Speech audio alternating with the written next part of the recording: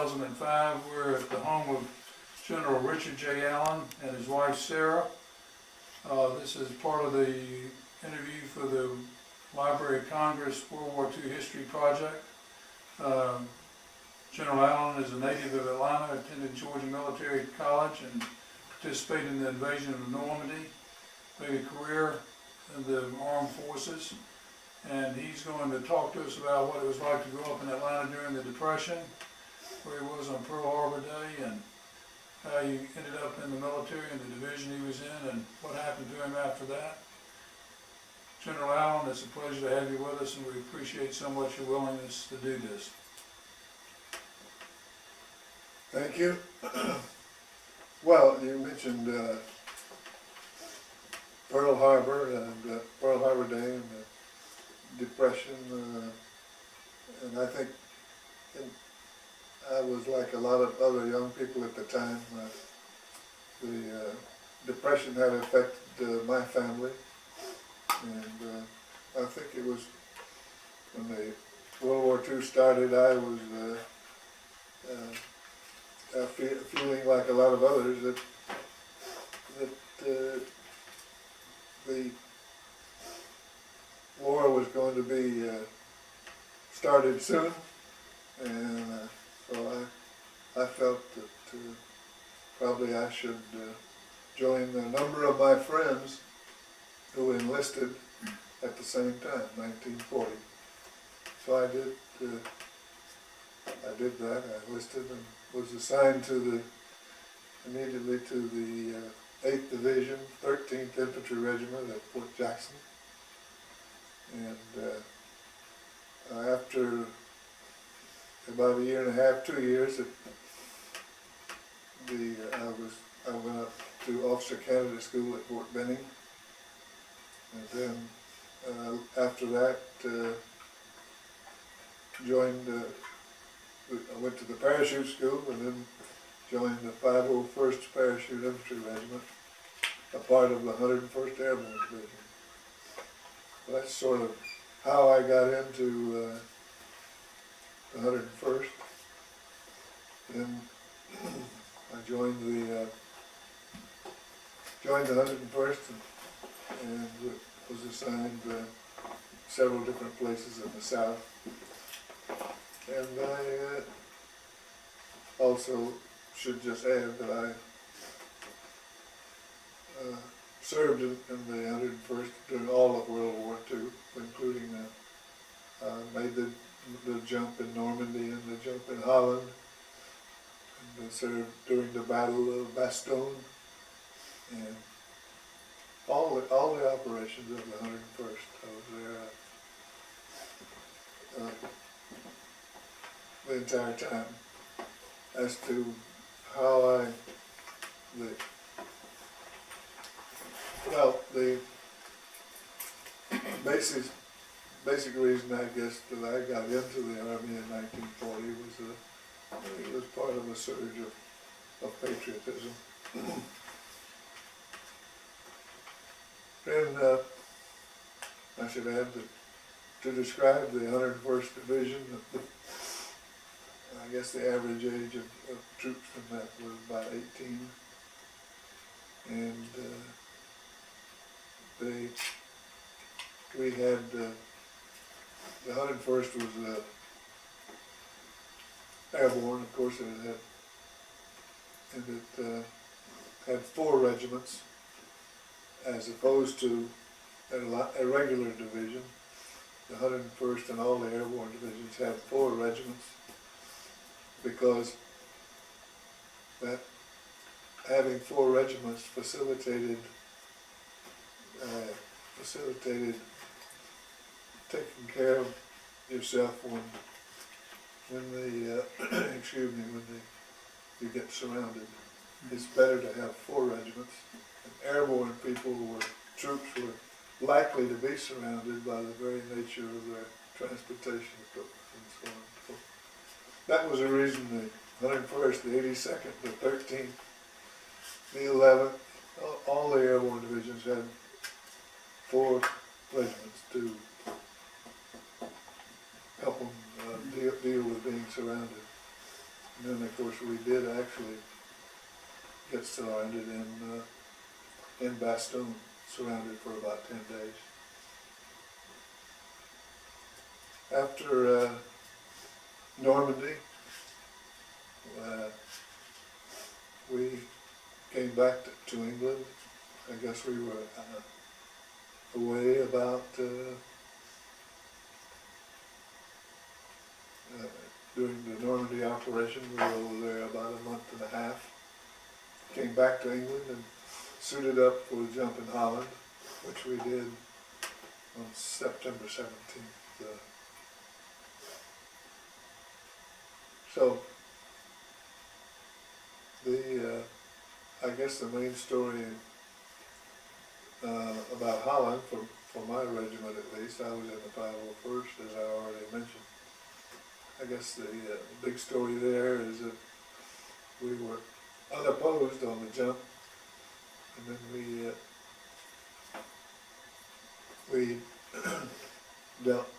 were signed to, for a while we were signed to the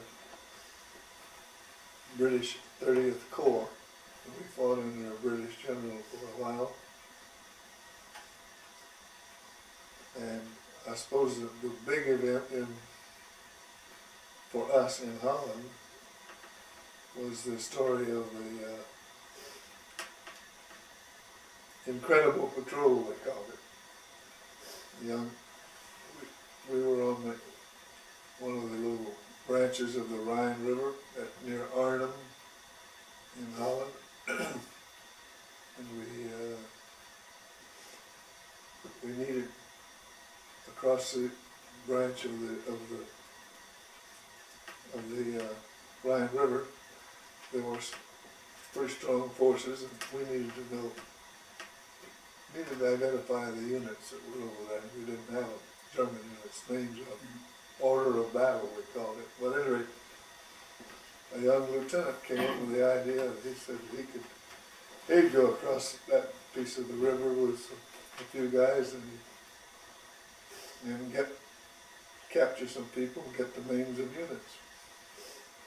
His name was Hugo Sims, and he was a native of Orangeburg, South Carolina. At any rate, he developed this plan how to get across that piece of river, and so he rounded up 5 men and got a rubber boat, and of the 5 that would go with him, 3 spoke pretty good German, and Sims decided that he could get over there by pretending to be Germans. I mean, he could get the job done.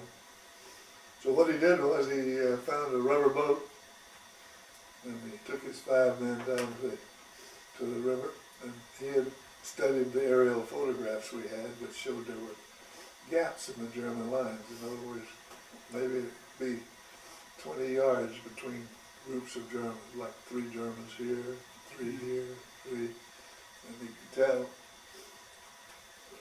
that he could get through the lines to get across. So he made up this plan, and 5 troopers, 5 of the 501st went with him. Went across in this rubber boat 2 at a time. And when he got across there, according to the plan, they got over 2 or 3 at a time. When they all got across, they stood up and wore soft caps like the German army. And they didn't want to wear German uniforms, because the rule of law is if you wear the other guy's suit, you can be shot on sight. You don't have to have a trial. So anyway, he took this patrol right through the German lines, and they used all kinds of trickery, like one of the soldiers that went with him would make remarks to the other guy saying, "I guess the chow will be terrible as usual," all this in German. And one of the other guys would say, "Yeah, yeah." And was a pretty clever thing to do, so they just stood up and walked through the lines. When they got through the lines, they see this farmhouse, and so he went up there and with his 5 men, went into the farmhouse and found that there was a lady who lived there alone, and he went in with his men, started broadcasting by radio to us, but he had this problem that developed. It turned out that this was the local cookie lady, so a German soldier came up the first day, knocked on the door and told her he wanted some more cookies, and so they had to tie that guy up in the basement. Well, they had about 2 or 3 more, and one at a time coming in, and Sims and his men would have to tie him up, put him in the basement. So pretty soon it got to the point where they couldn't take the risk of having too many, you know.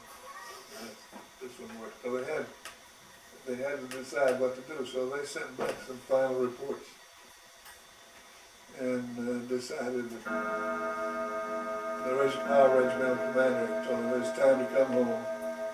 Don't want to take any high risks. So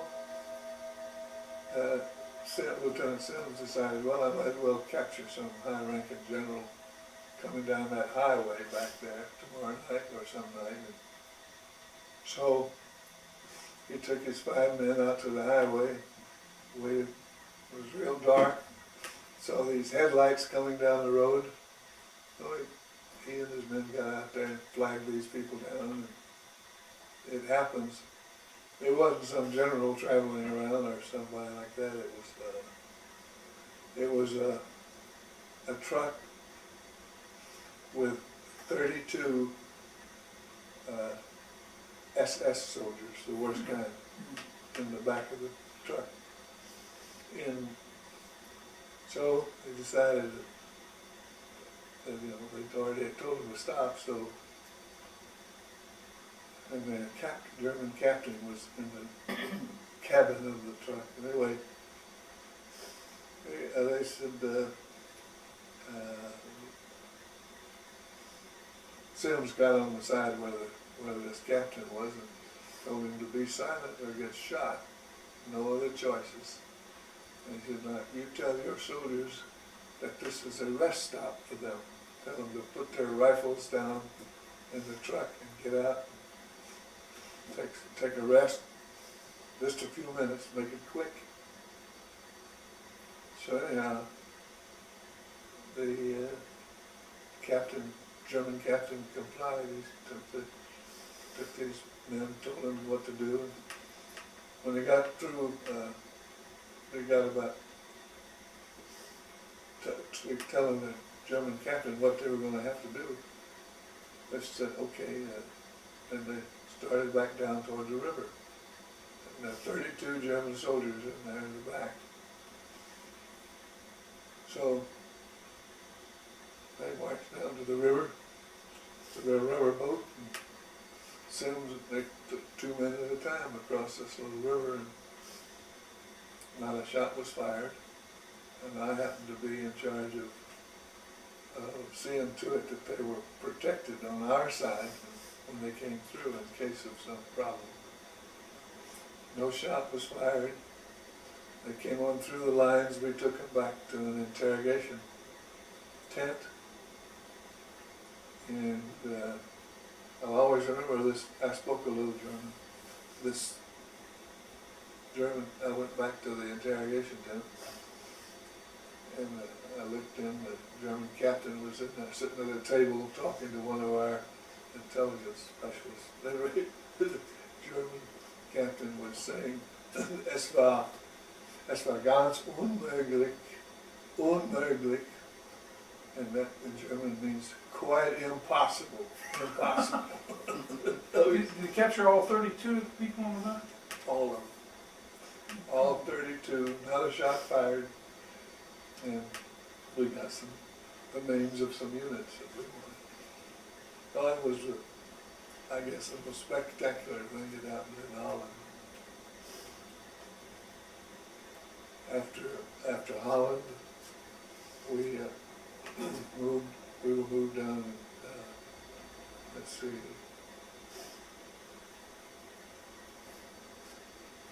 we were sent down to France to refit. We had been fighting in Holland, and we needed a few men needed weapons. So anyway, we got down into this camp, Bourmelon in France, and we suddenly were told that the Germans were making a major offensive at Bastogne, aimed at Bastogne, because Bastogne in Belgium sits at a place where 6 or 7 roads meet, so it's an ideal military objective. So we were suddenly ordered up there to meet. We were ordered up to Bastogne to meet the thrust that the Germans were making through there, which was an entire army.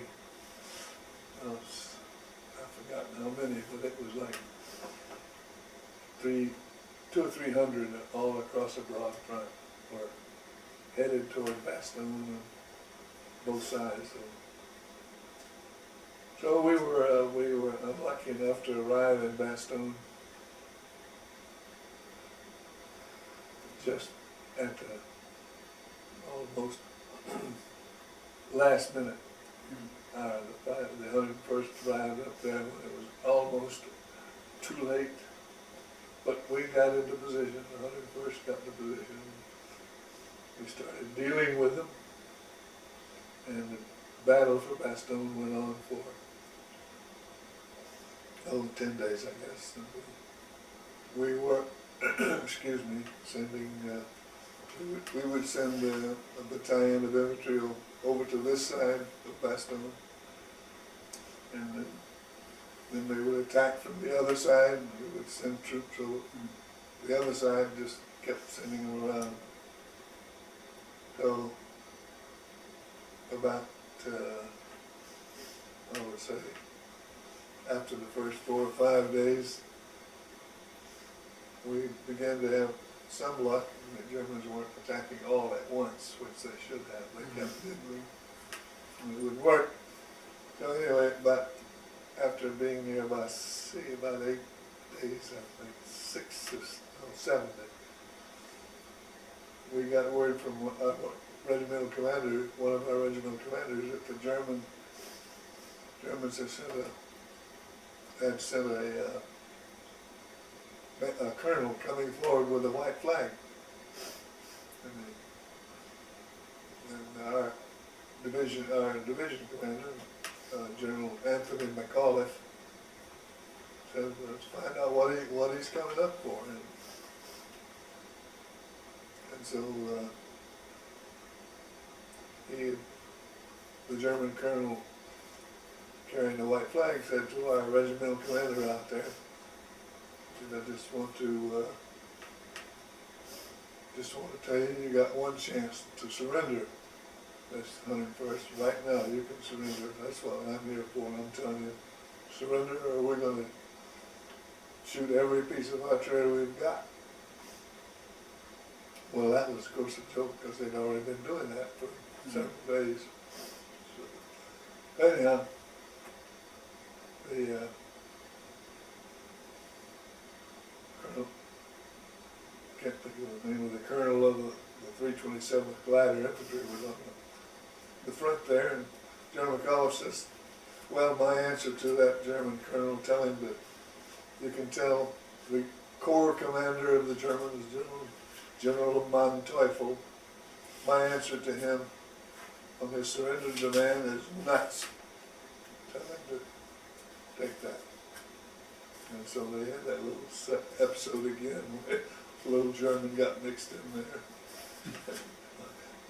The word was going around in the German, in the newspapers and all around the world, was was das nuts. What is that?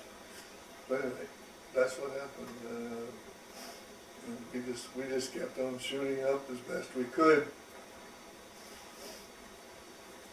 after the surrender demand.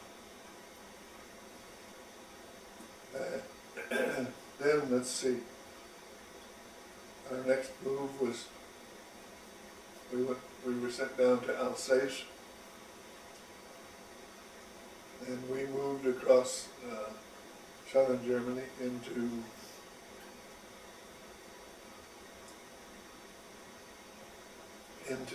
the south of Germany, and gradually fighting our way. And about May the 12th, I believe it was, Hitler died. We were in near Berchtesgaden as the war ended. I need a glass of water.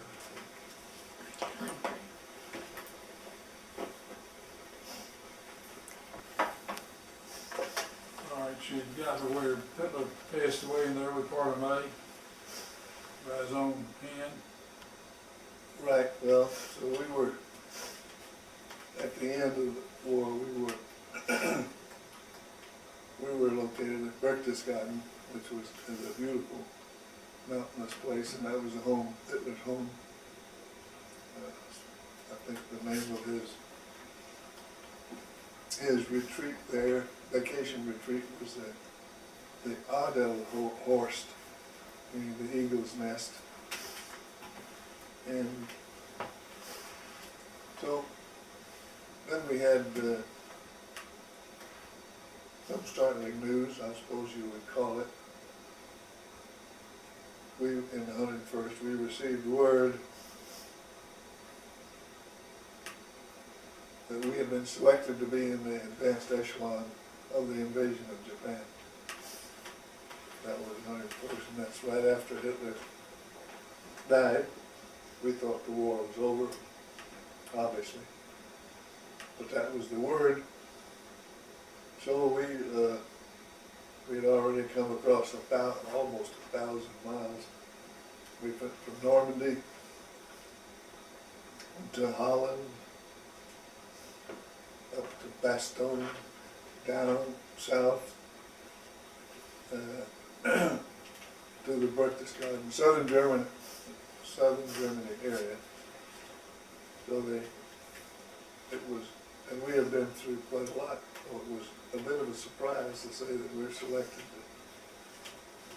to be in the advanced echelon. So then, what happened was that we were in a matter of some few weeks, I don't know the dates, but we were told that the atomic bomb had dropped in Japan. The 101st wouldn't be going to that way, which was, I guess that was good news to us. We had thought we would be going to fight in Japan. Well, I can tell you a few stories that I like. Just those of interest. In Normandy, you may not have ever heard this expression, but every outfit on the battlefield has to have a scrounger. A scrounger is a guy that can find stuff. When people can't find supplies they need, whatever it is, a scrounger knows it. He can go borrow a machine gun from over there, or some bullets from over here, or radio batteries from over there. And we had a great scrounger in our regiment, and his name was Sergeant Bishop. So we got a call from the beach, from Utah Beach, stating that we could pick up 10 jeeps and trailers with part of our supply of equipment. We had been waiting because no new equipment was available. So at any rate, Sergeant Bishop went down to pick up the jeeps and trailers, took 10 drivers with him, came back. He only had 9 jeeps and trailers. So the regimental commander asked him what had happened to the 10th one, which they were so important to us. And he said to the regimental commander, he says, well, sir, everybody in the outfit's really starving around here. They're hungry, tired of C rations, K rations, they want some food. So he said, I traded a Jeep and trailer for 250 frozen chickens. He says, so a lot of our men are going to get something better to eat for a change. That was another interesting little sidelight on Normandy. We had the code word. We had a code. Of course, you know, the cricket was a code. This, yeah, it's. I don't think you can take that out. But it's. Yeah. There's that one put in there. Turn it down, Oh, they won't fall. I don't know. One day our daughter was fixing that and she didn't quite finish that. I'll hold it up here, you can get over there, Francis. No, I'm gonna take a picture. This is the cricket right there. You can cricket it. you've heard about the cricket before, haven't you? Oh, yes. Yeah. Well, that was one of the devices to give us a little security if we ran into some enemy in the dark, or when you had some German wearing American uniforms. The Germans were doing that. So, then another trick we came up with,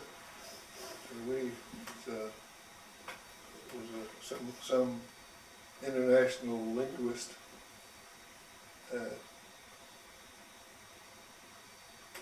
figured out that a good password countersign would be to use it in case you were learning the Germans trying to pose. That was to use 2 words, thunder, as a challenge. In other words, if I want to think, this guy may not be American, he had a password, we had it, and the challenge was thunder, and the correct answer was welcome. And that was that selection was taken after a great deal of research by scholars, but the fact is Germans cannot say thunder and welcome. The signs don't exist in the German language. So if you would say thunder, he would say welcome. So you'd have him, you'd know he was one of ours. I thought that was pretty clever. And they it seemed to work out when needed. And of course, the other interesting thing about the other interesting thing about thunder and welcome is the idea, basic idea was determined by scholars who knew that in the Bible, in Judges 12, verse 6, I'm pretty sure, there's a story about the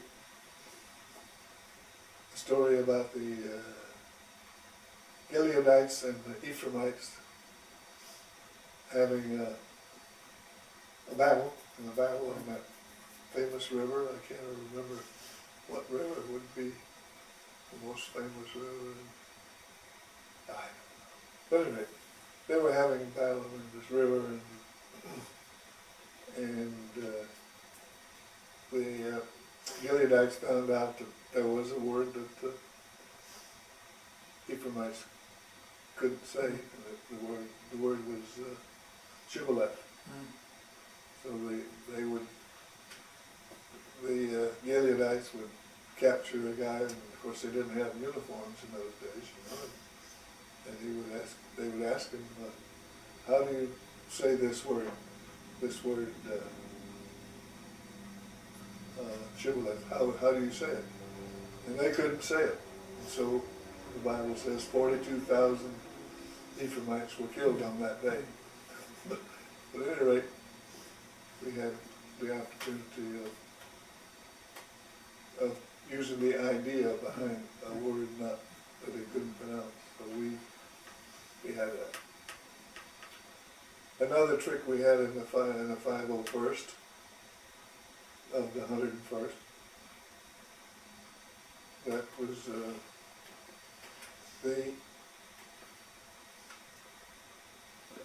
the idea that we came up with was that we were going to jump at 1 a.m.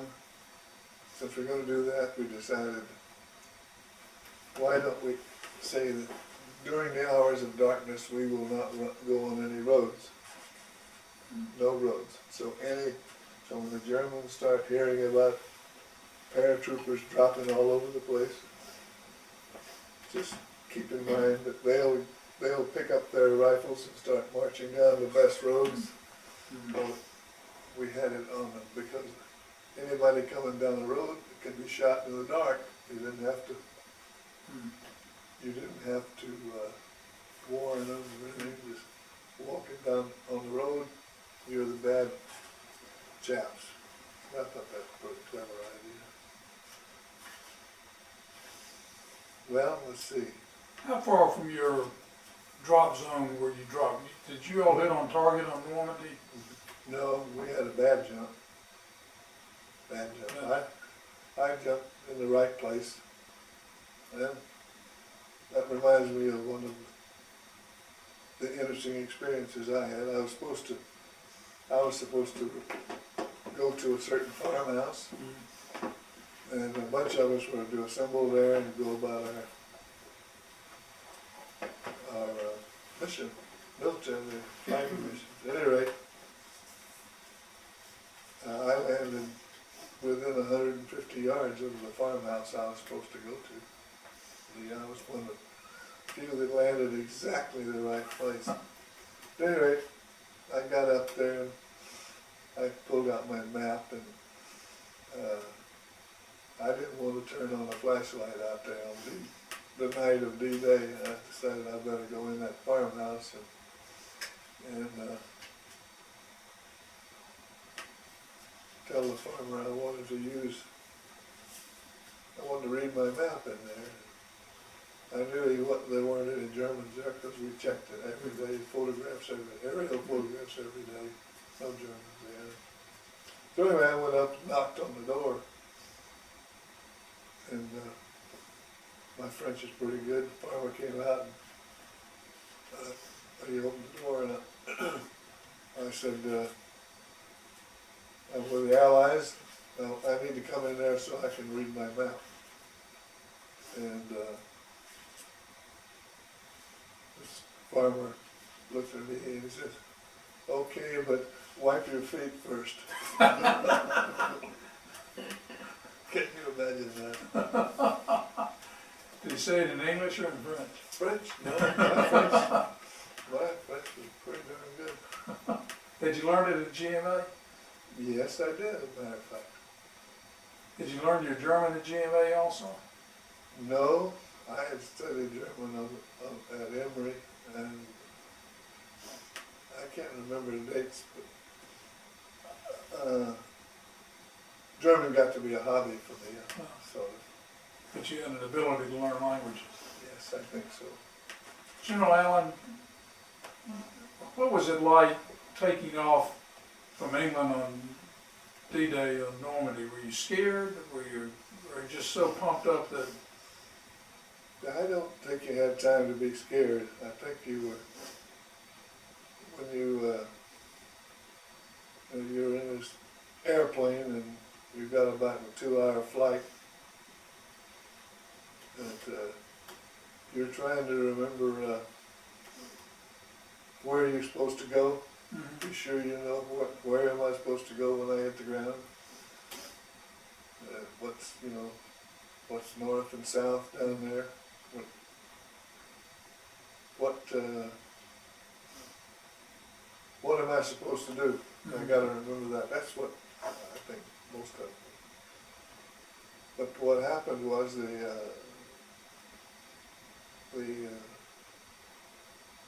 what happened was the airplanes, we went around, by the way, went around behind Utah Beach. We went around, came in, so we jumped behind there. But it was what happened was we suddenly ran into what we call in the military scud. It was low-hanging clouds, and our planes are coming in, and these low-hanging clouds are up here, and that interferes with the pilot's vision. Then we had a lot of anti-aircraft fire. The pilots would have a hard time holding their planes steady, and I would guess we lost a third of our airplanes. 101st had 423 plane loads of troops. I would say we lost a third of them. That probably was as scary as anything when you saw that happening. Well, when you see that, and also you see these the Germans had anti-aircraft fire that had, well, you know what, the fireworks, we have a Roman candle. Well, the German anti-aircraft fire would come up, and every other round was like a red flash, you know, like that. So you see them up ahead of you, all around the anti-aircraft fire. I guess it's like a Roman candle, you know, intermittent flashing.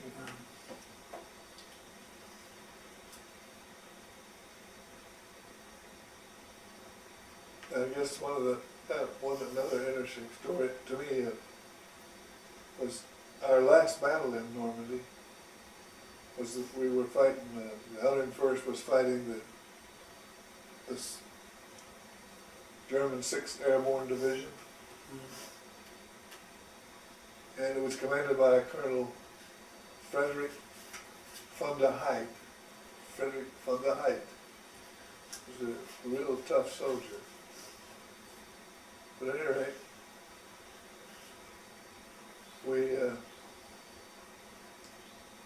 when we jumped in Holland, the first thing we find out is Colonel Frederick von der Heydt is over there in Holland opposing us again. So then, that was a minor little coincidence. In 1945, when I was stationed in Germany after the war, I found out that Colonel von der Heydt was a professor of history, not too many miles from where I was living. So I wondered if I was going to ever get rid of him. Just go meeting? No, I didn't want to see him. No. Although it happens that he behaved properly on the battlefield. He wasn't a Nazi lunatic. When you first saw combat in Normandy, were you scared or just reacted to the situation that you found yourself? I think you get scared, sure. And that's the first thought, and many people have expressed this way. The first thought is you say to yourself or out loud, "My God, they're shooting at me." Well, then what else? But that was what you would say. Well, the other thing that was interesting right there in Normandy, Normandy was two things. It's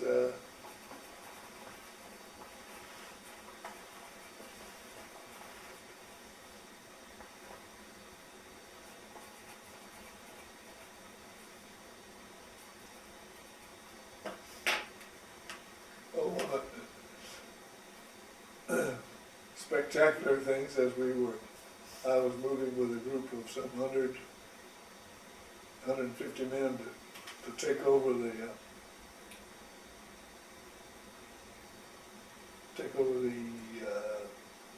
locks on the Douve River, prevent the Germans from flooding the area more than it was already. And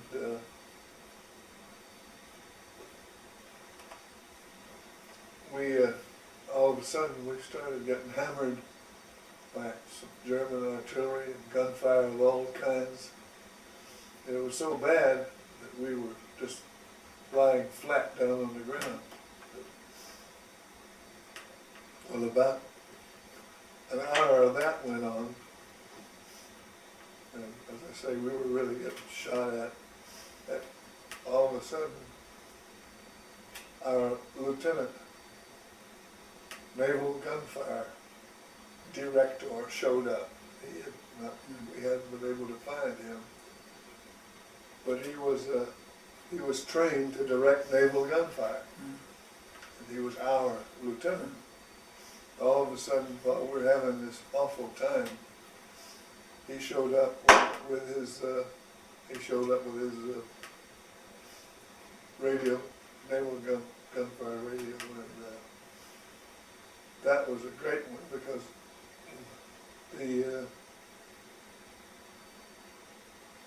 the cruiser Quincy that was going to support us whenever they could, whenever they hear from us, they had 6-inch guns, which they make a hole in the ground about like this room, maybe a little bigger. So we were able to use naval gunfire and drive these guys back. Then later, next kind of a curious thing is that we got down to the locks on the Douve River, and I suppose there were 125 of us there, and we were digging foxholes and making all kinds of plans to fight anybody off, and we were keeping down. Nobody standing up and exposing himself, but we looked through there, and here was a column of German paratroopers walking toward us through the brush. And we couldn't beat it. And they were paratroopers, we knew, because paratroopers had a separate helmet, different kind of helmet. We couldn't figure it out, why they were walking away from Utah Beach. And why they were walking toward us with no precautions, no scouts out, just about 3 abreast. But anyway, we just played it low. The regimental commander was there, and I was there. We had several officers. At any rate, this battalion just kept coming, and we shot them up and captured them. They didn't have a chance. And that was our first experience with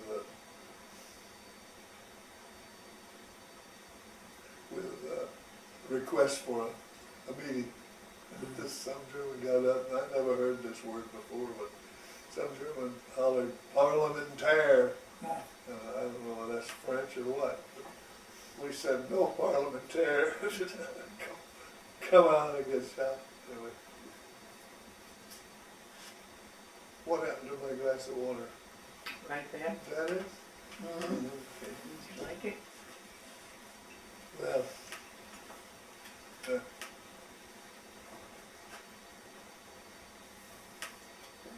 Well, after you made the drop in Arnhem, the invasion of Normandy, though very costly, was very successful.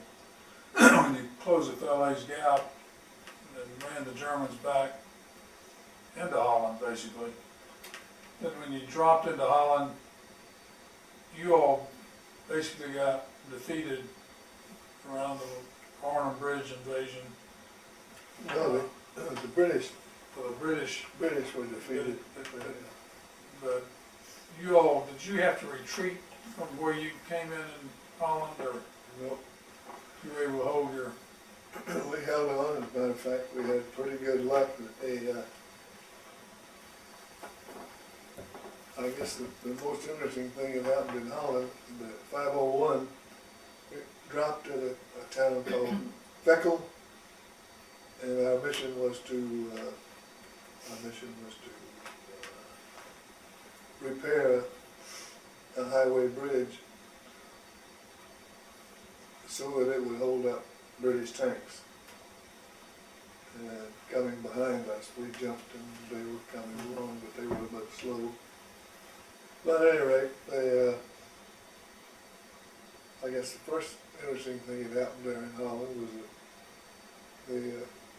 that the morning after we jumped in this town, every house in this little town had cookies and milk sitting out on the street for us. They were,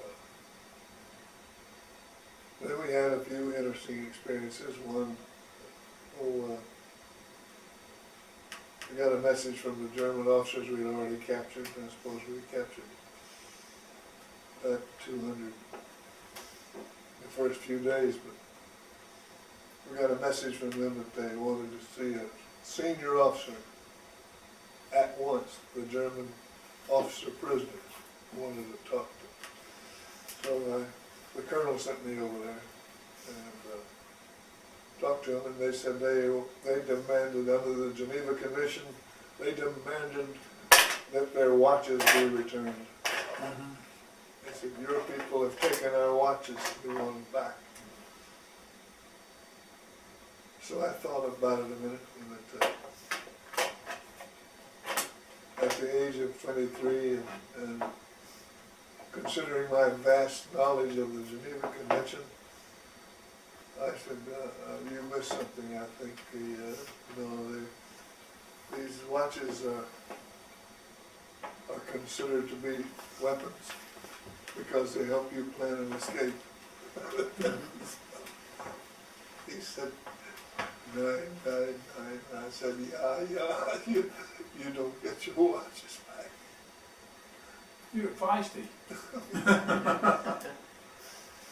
So, well, I don't know. There are lots of stories, of course, about that. Sure. Any great sadness? Oh, yeah, we have, I guess. Sadness, because we had casualties from Normandy all the way up to Holland, Bastogne, down to Hitler's home down in southern Germany. Our casualties must have been close to 100%. But casualty doesn't mean killed. It means Sure. It means killed, wounded, Lost. missing. Yeah. Yeah. Seems to me that would be what happened.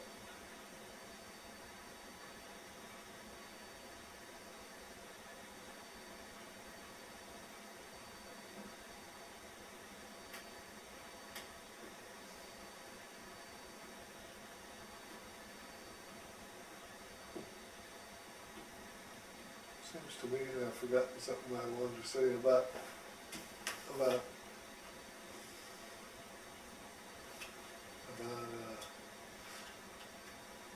Holland.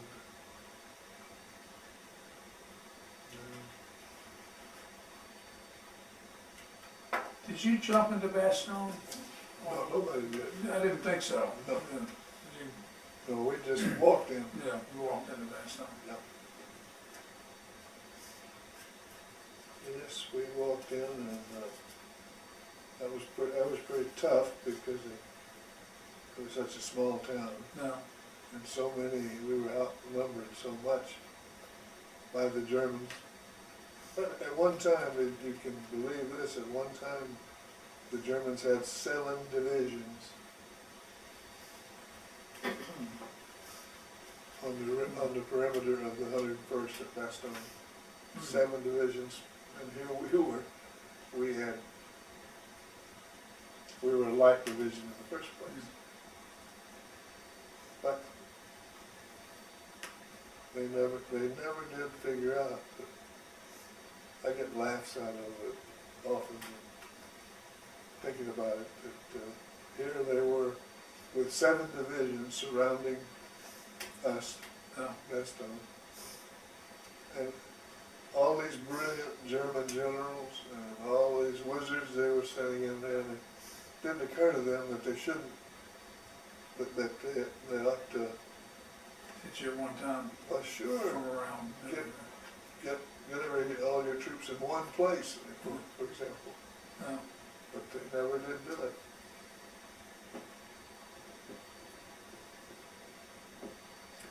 Well, I was going to tell you one thing. I had a note for it. Was it? Right after the Battle of Bastogne, Hitler is quoted as saying, "I wish I had divisions like the 101st Airborne." No. That's pretty nice. SOB.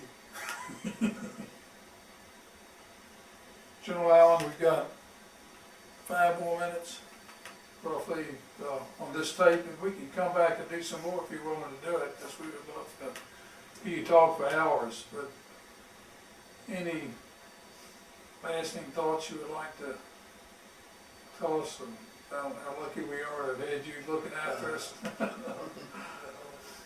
No, I don't have anything to add. If I think of something you might run across in these assignments, something I don't know. I am going to I'm going to make a talk up at our church June 4th, June 6th this year. And keep my notes on that, and perhaps Oh, wonderful. I'll think of something that would be useful. Where is that? Where are you going to? Petrie Road. Methodist? Yeah. Okay. Yeah, it's just going to be a short presentation to our adult Sunday school class. Well, on behalf of my generation, I wish to express our sincere appreciation for what you and your generation did. Well, thank you very much. We owe it all to the troops. I think you were part of it. I think Sarah would agree. I think I would also. Well, we cannot tell you how much gratitude and feeling of debt we owe you, and just appreciate so very much your letting us come to your home this afternoon to do this interview. Okay. That's it.